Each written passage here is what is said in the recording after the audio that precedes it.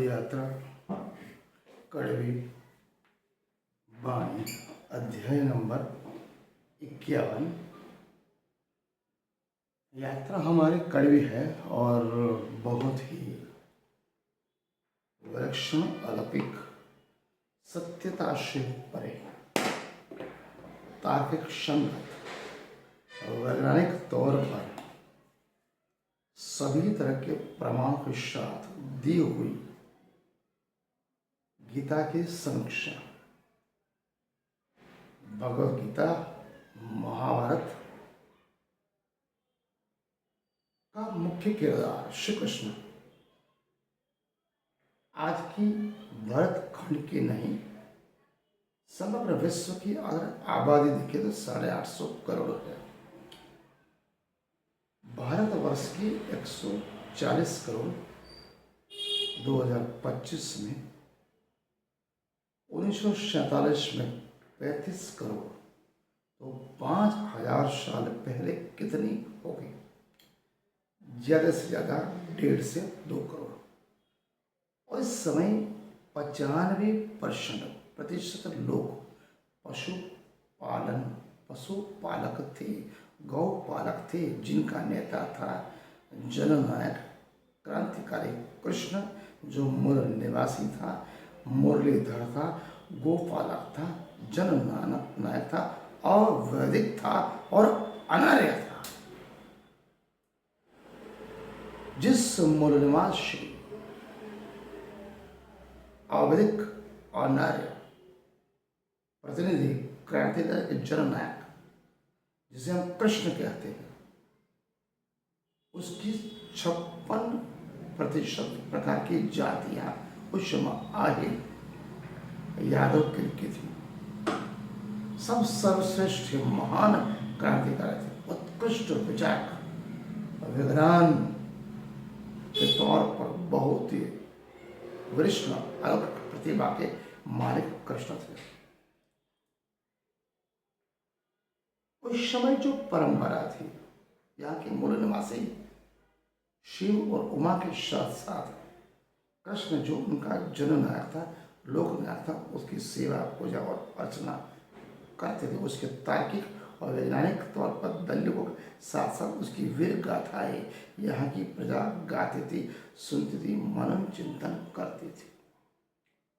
धर्म क्या है? चाहे वो कोई भी धर्म हो, पंथ हो, संप्रदाय, धर्म का लक्षण क्या है? चाहे वो हिंदू पक्ष में हो, मुस्लिम हो, ईसाई हो, सिख हो, बुद्ध हो या जैन हो, यहूदी हो, प्रेम, स्नेह, दया, करुणा, अहिंसा और परिग्रह एवं उदार, ये 7 चीजें किसी भी धर्म के लक्षण के तौर पर जानी जाती हैं। ये सभी विचारधारा को जो मानव मानता है, वो मनुष्य बनने के लिए उत्कृष्ट है, उच्चतम है, महान लक्षणों वाला है। अगर मनुष्य इसी 7 चीजों को जीवन में उतारता है तो उसका जीवन उत्कृष्ट बनता है, उन्नतिमय बनता है, वो सत्कर्म करता है। हर मानव मात्र के लिए उसके हृदय, मन, तन और आत्मा में प्रेम के अलावा कुछ झलकता नहीं। ऐसा बौद्ध मत, जैन मत धर्म में था, जबकि जो ब्राह्मण धर्म था, वेद था, सनातन था, अपने आप को हिंदू परंपरा के उत्कृष्ट मानने वाले, जन्मजात सर्वश्रेष्ठ, उच्च, कुलीन और बुद्धेय मानने वाले तो ब्राह्मण, तो उनका धर्म था वेद, यज्ञ तथा असमानता से भरपूर, जिसमें वर्ण व्यवस्था, गुण कर्म के आधार पर नहीं, केवल और केवल जन्म के आधार पर। जो वैदिक सनातन धर्म परंपरा था, जो ब्राह्मणों की एक बुनियाद थी, जिसमें जन्मजात रूप से आर्य ब्राह्मण अपने आप को सर्वश्रेष्ठ, उच्च, कुलीन और बुद्धेय बनकर धर्म का धंधा बनाकर अपने आप को सर्वश्रेष्ठ मानते थे। बुद्ध और जैन विचारधारा में बुद्ध और महावीर के जो विचारक थे, उन्होंने विहार और देरासर में उनकी मूर्तियां स्थापित की। जैन और बौद्ध धर्म में गुण कर्म के अनुसार कोई भी श्रावक आश्रम साधु बन सकता है, धर्म अध्यात्म का मार्ग चला सकता है, किसी अन्य और को वो शिक्षा दे सकता है, वो उसमें मूल आधार था। जबकि ब्राह्मण धर्म, हिंदू धर्म, वैदिक धर्म, सनातन धर्मों में यज्ञ विधियां, पूजा पाठ, अखंडवाद, अंधश्रद्धा, कुरिवास, बाह्य आडंबर, बलि प्रथा, चाहे वो नर की हो, प्राणी की हो, पक्षी की हो, ये सभी बातें बौद्ध और जैन धर्म परंपरा जब चली तब उनकी जो यज्ञ प्रथाएं बंद हुई, बलि प्रथा बंद हुई, क्रियाकांड बंद हुए, तो ब्राह्मणों का धंधा धीरे धीरे बंद होने लगा। बौद्ध और जैन विचारधारा को नष्ट करने के लिए, अपने धर्म को उत्कृष्ट, उच्च, सबसे सर्वश्रेष्ठ बनाने के लिए, कथा कथित अपने आर्य, अपने को ब्राह्मण को श्रेष्ठ बताने के लिए उन्होंने यहाँ के मूल निवासी, जिसे वो राक्षस, असुर, नाग, ऋच, वानर, शूद्र, जिनको जन्मजात शूद्र कहते थे, उनके आराध्य और आराधक, जो वो लिंग पूजा मानते, वो शिव और उमा, और उनके जो प्रखर क्रांतिकारी जो नेता थे, कृष्ण की उपासना उन्होंने ब्राह्मणों ने चालू की। उनके संबंध में संस्कृत में धर्मग्रंथ, पुराण, संहिता, शास्त्र उन्होंने रचना चालू किया। किसने चालू किया? बौद्धों ने।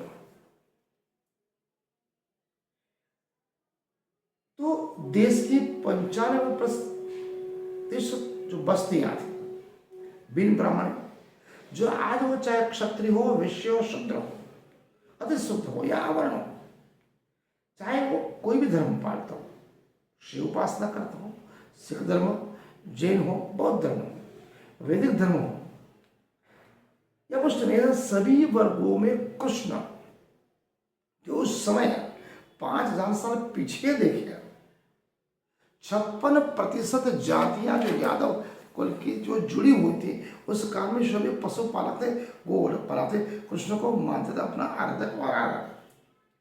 धीरे धीरे भिन्न भिन्न प्रजातियां अपने अपने गुण कर्म के अनुसार, धंधे के अनुसार उस गोपाल को पशुपालक से हटती गई और अपना नया धंधा उन्होंने चालू किया।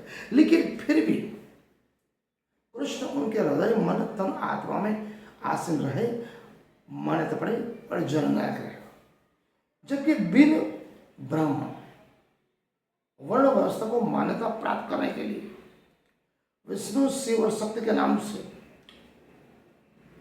धर्म का धंधा स्थापित करने के लिए कुटिल ब्राह्मण ने 18 पुराण, रामायण, महाभारत, गीता की रचना की, अलग अलग धर्म पंथ संप्रदाय से। इसी तरह भगवत पुराण और भगवत गीता की रचना की, जिन्हें उन्होंने कृष्ण का नाम का उपयोग किया अपना धर्म का धंधा स्थापित करने के लिए। इसी तरह बौद्ध और जन्म परंपरा विचारधारा पूरी हुई, नष्ट हुई, वो धर्म और पंथ संप्रदाय धीरे धीरे यहाँ नष्ट होने लगा। इसलिए कहते हैं जैन देश का मूल निवासी, चाहे बौद्ध हो, जैन हो, शिव शक्ति को धर्मी हो, लेकिन उसके हृदय में जननायक कृष्ण के लिए जो स्थान आदरणीय था, इसलिए ब्राह्मण देखा उनका आराधक, आराधक, क्रांतिकारी नेता कौन है? कृष्ण है। कृष्ण की वो पूजा कर नहीं सकते, इसलिए उन्होंने कृष्ण के लिए गीता, भागवत की रचना की। कृष्ण को विष्णु का अवतार है ऐसा उन्होंने घोषित किया और कृष्ण के नाम से ही कहलवाया, मैं ईश्वर हूं, सभी देवी देवता मेरे अंश, मेरे आराधक है, मेरे अधीन है। और कृष्ण से मुख से ही कहलवाया कि वर्ण व्यवस्था मैंने बनाई है। ऐसी मान्यता निश्चित तौर पर करवाने के लिए गीता की रचना की गई। जबकि जैन और बौद्ध परंपरा क्या है, उसमें ब्राह्मण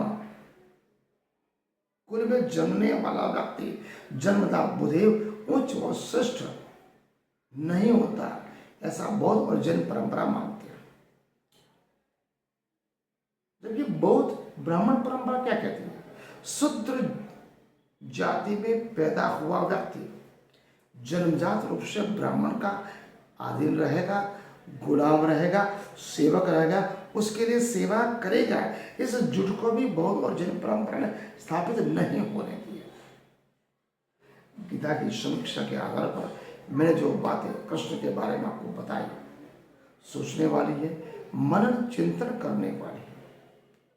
आगे का अध्याय कृष्ण का ब्राह्मणीकरण, कृष्ण के चरित्र का ब्राह्मणीकरण किस तरह से आर्य ब्राह्मणों ने किया, वो हम आपको कल के अध्याय में बताएंगे। प्रणाम।